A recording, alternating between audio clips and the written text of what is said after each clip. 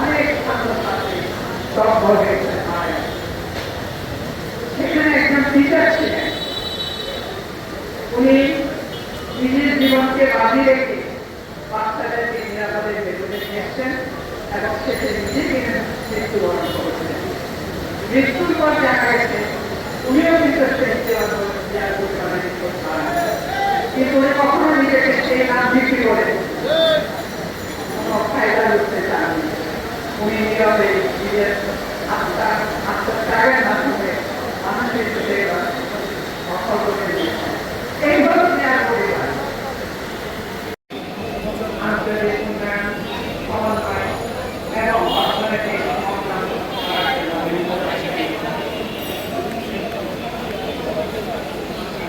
সেই সঙ্গে সঙ্গে তিনি যখন এই রাষ্ট্র পরিচালনার দায়িত্ব পান, তখন ছিল দুর্নীতির বাংলাদেশ, অরাজকমূলক এক বাংলাদেশ, সেটাকে এই সংকর বাংলাদেশ বলেছেন, সেটা সেখানে একটা চিহ্ন দাঁড়িয়েছে।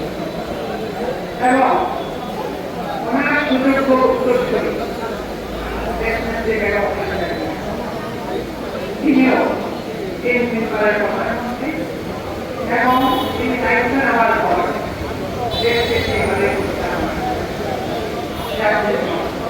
ওনাকে সকালে প্রধানমন্ত্রীর মা বলেন। ওয়ানিদের সময় তার উপর অত্যাচার হয়েছে, উনি কিন্তু এই দেশ ছেড়ে পালিয়ে যান। উনি দেশের মানুষের সাথে থেকে সুখ দুঃখ ভাগ করে নিয়েছেন এবং তাদের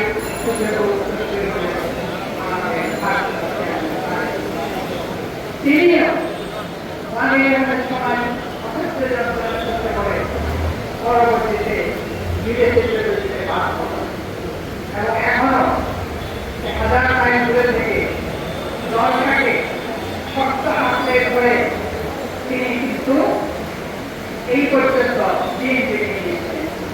এখন আমরা জানি আন্দোলন যায় বিএনপি হচ্ছে সর্ববৃহৎ রাজনৈতিক সংগঠন। আমার স্বাধীনতার ঘোষক প্রেসিডেন্ট রহমান এই দলকে সৃষ্টি করেছিলেন মহৎ উদ্দেশ্য। যে দল অর্থাভাবে